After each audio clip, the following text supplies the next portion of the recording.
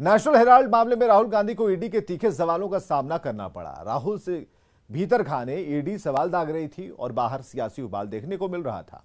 दिल्ली से लेकर पटना तक कांग्रेस के कार्यकर्ताओं ने सत्याग्रह मार्च किया है।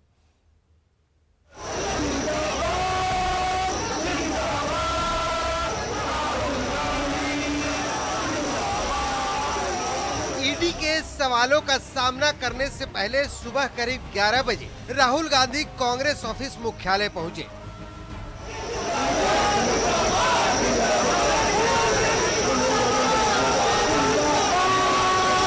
जहां भारी तादाद में कांग्रेस कार्यकर्ता मौजूद थे। कार्यकर्ताओं ने राहुल के समर्थन में जमकर नारे लगाए।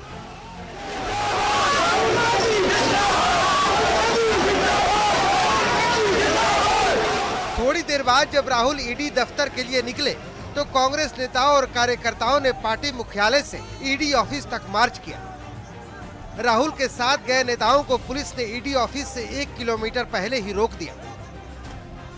इसके बाद कांग्रेस कार्यकर्ताओं ने सड़क पर धरना दे दिया। इस दौरान जमकर हंगामा भी हुआ। कांग्रेस कार्यकर्ता पुलिस से भिड़ गए। कई नेताओं को पुलिस ने हिरासत में ले लिया।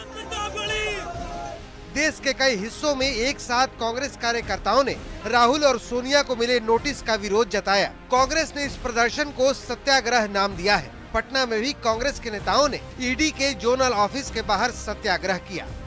ये बिहार का ईडी कार्यालय देखिए, यहाँ पर office of the joint director enforcement directorate ED Patna zone office है ये, और तमाम कांग्रेस के जो नेता हैं यहाँ पर धरने पर बैठ गए हैं।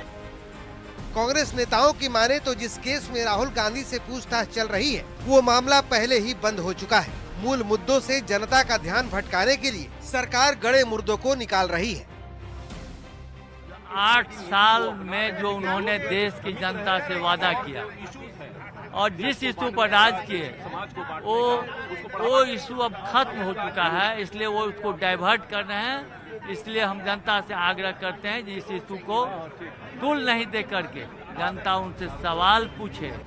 दरअसल नेशनल हेराल्ड मामले में गांधी परिवार पर 55 करोड़ की हेराफेरी का आरोप है। बीजेपी नेता सुब्रमण्यम स्वामी की याचिका पर ये केस बना है। सुब्रमण्यम स्वामी ने ही सोनिया गांधी और राहुल गांधी पर केस दर्ज कराया था।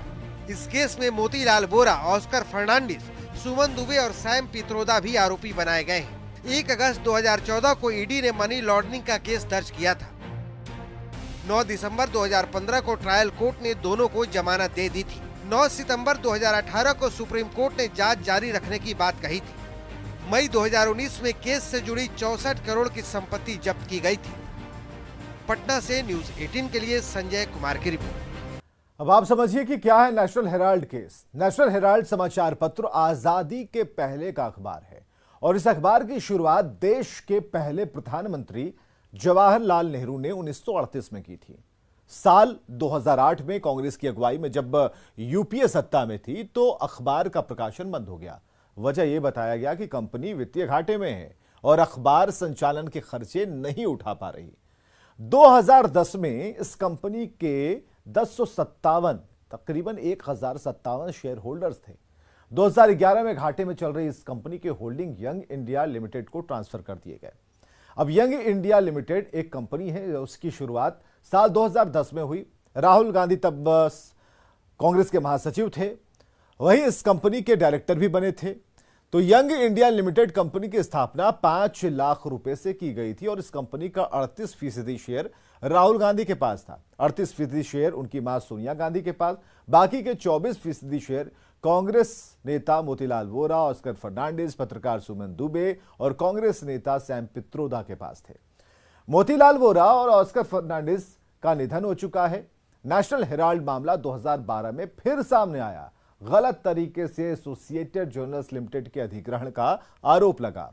यंग इंडिया लिमिटेड के जरिए एजेएल के अधिग्रहण का आरोप लगा और बीजेपी नेता सुब्रमण्यम स्वामी की याचिका पर यह केस बना।